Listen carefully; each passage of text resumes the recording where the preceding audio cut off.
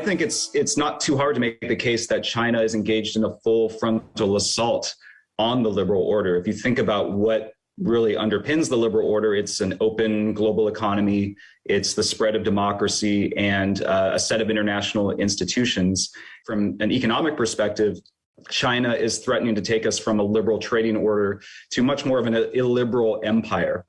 China has been essentially a Trojan horse for the World Trade Organization. It got in and then proceeded to erect a ton of non-tariff barriers, things like hundreds of billions of dollars in subsidies to state-owned enterprises, random regulations that make it so foreign companies aren't even allowed in China's market, let alone can't compete with Chinese companies.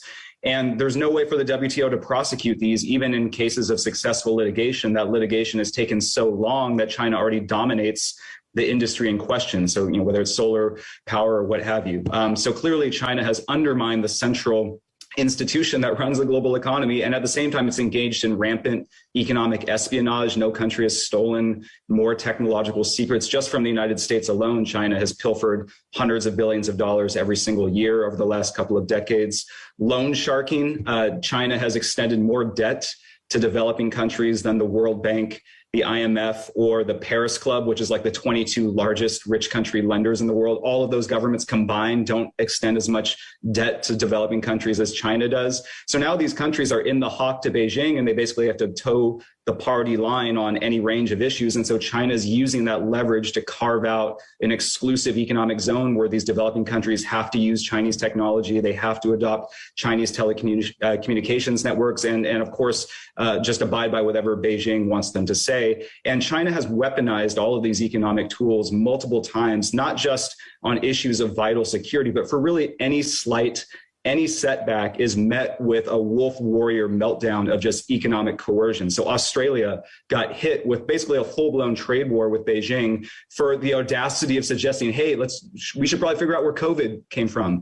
Norway had its salmon exports decimated because the Nobel Prize Committee awarded a Chinese dissident the Nobel Peace Prize. South Korea trying to protect itself from North Korea with a missile defense system. China wages a trade war. So clearly, this is not the open liberal trading order that the founders of this system envisioned. The second argument is I think China is clearly trying to reverse the spread of democracy abroad. Beijing has spent billions of dollars every year on an anti-democratic toolkit of NGOs, media companies, hackers, bribes, all designed to prop up autocrats and sow chaos in democracies. And guess what? It's actually working quite effectively. Authoritarianism has been spreading and democracy receding every single year since 2006. And China is one of the main drivers of this democratic recession. I mean, you can pick a dictator anywhere, and chances are Beijing is supporting him. And it's about to get worse because China is pioneering this digital authoritarian system that just makes dictatorships so much more efficient and effective than it ever used to be, because it basically harnesses the data collection and messaging power of Apple, Amazon, Facebook, Google, Twitter, and just concentrates it in the hands of a dictator. And so instead of having to rely on expensive death squads to beat populations into submission, now autocrats can send subliminal messages through social media feeds and monitor their entire populations with millions of cameras and use facial and speech recognition technology. And so China has been pioneering this, and it's created this system that has not only made Orwellian social control affordable, it's actually made it profitable, because the same, what Beijing calls smart city technologies, not only can be used to hunt down dissidents, but can also help, the trains run on time and help enhance infrastructure. And so every tyrant on the planet has said that they want China's system. And China is already selling and operating these digital authoritarian systems in more than 80 countries. And this isn't just undermining democracy, it's enabling atrocities. If you want a preview of what this future world looks like, just look at Xinjiang, where smart city technologies exist side by side with concentration camps. And when Uyghurs have tried to flee from Xinjiang, China's authoritarian allies have used Chinese surveillance technology to track them down and then extradite them back to Beijing. This is a huge threat to liberal democracy.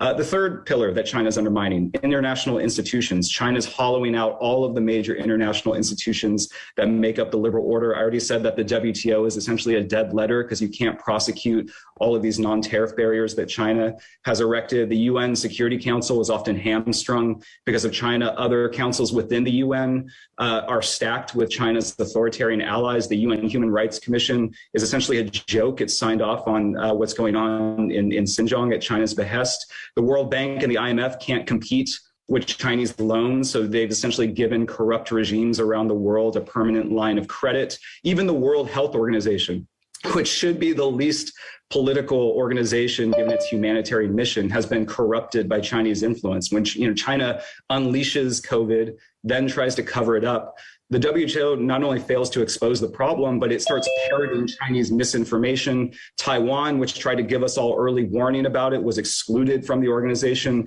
And then the subsequent investigation that WHO ran gave China a free pass. And so now we're probably never going to know where or how the plague of the century emerged. So I assume my 5 minutes are basically up. I could literally go on for 5 hours about all the ways that China challenges, threatens the liberal order.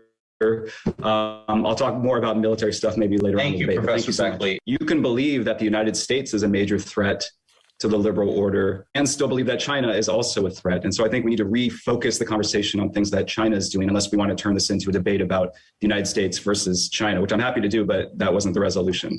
I want to talk about one other thing we haven't discussed yet, which is security.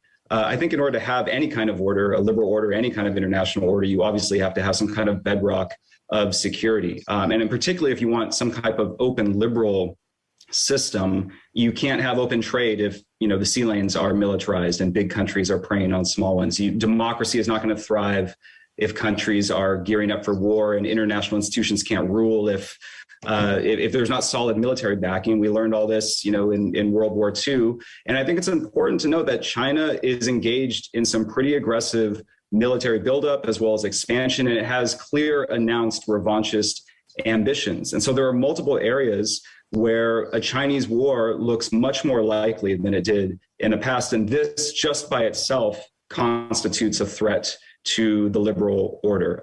You can look at the border with India, where Chinese and Indian soldiers literally beat each other to death a year ago. Now both armies are massing on that shared border. In the South China Sea, as Professor Levin just pointed out, China has militarized many features there. It's using its maritime militia to shove smaller countries out. And it has explicitly threatened to attack Vietnam, the Philippines, and Indonesia if they don't start respecting China's claims, which include more than 80% of the South China Sea, and which, by the way, were ruled null and void by the World Court. That's yet another international institution that China has undermined. In the East China Sea, there's always the possibility of a war between China and Japan, the hated historical enemy, and China has been sending armed Coast Guard cutters into the territorial waters around the Senkaku or Diaoyu Islands. And then I think the most important one is Taiwan.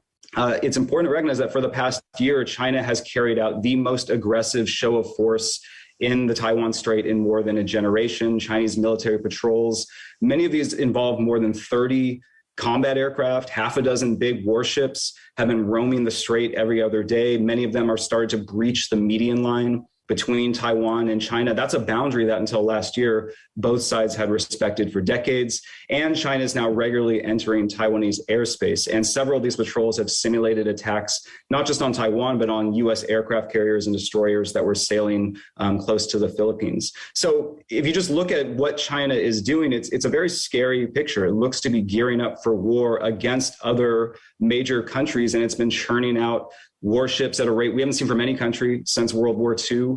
It's massively expanded its military bases in Fujian, which is just across the strait from Taiwan. Behind closed doors, Chinese officials have told Western analysts that calls for an invasion of Taiwan are proliferating within the CCP, and that Xi Jinping is surrounded by hawks who are telling him that the PLA could actually pull this off. And if you can believe Chinese state media, the Chinese public seems to be on board as well. According to a 2020 survey in the Global Times, 70% of the mainland population supports the idea of reunifying and liberating Taiwan. And never forget that Xi Jinping has staked his legitimacy on recovering lost Chinese territories. In 2017, he announced that it's an inevitable requirement for realizing the great rejuvenation of the Chinese nation. And then he went on to tell U.S. Secretary of Defense James Mattis, we will not lose even 1 inch of territory left behind by our ancestors. And so, there's a lot of people with access to very classified intelligence saying a Chinese military move is not out of the question. It's become much more likely.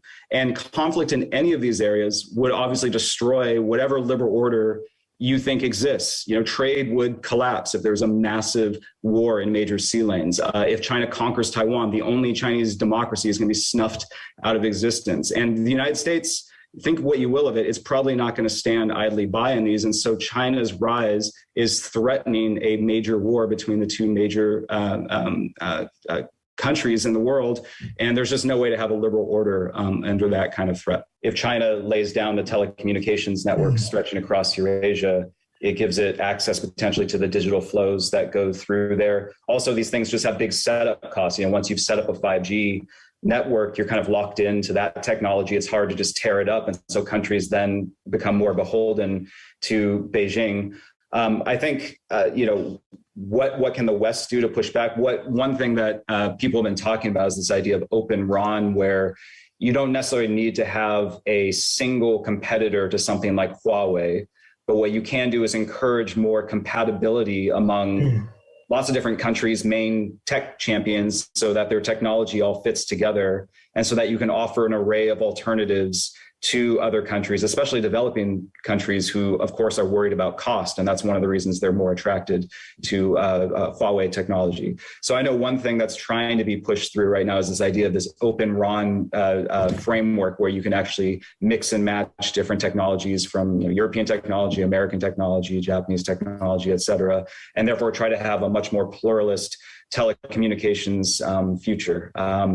Something like Belt and Road, I just don't know. You just can't compete with the money bags that China is throwing at other countries. I also don't think, if I think about it from an American strategic perspective, does it really make sense to try to build more roads or tunnels through Laos or Kazakhstan to compete with China? That just doesn't seem to be a smart use of resources. So there, I don't know if it's so much about trying to compete with China. I think you can just let China do what it wants to do with that respect. But the digital Silk Road, that's a major area of geopolitical competition. And I know one of the major initiatives is this more sort of open pluralist model where you can mix and match.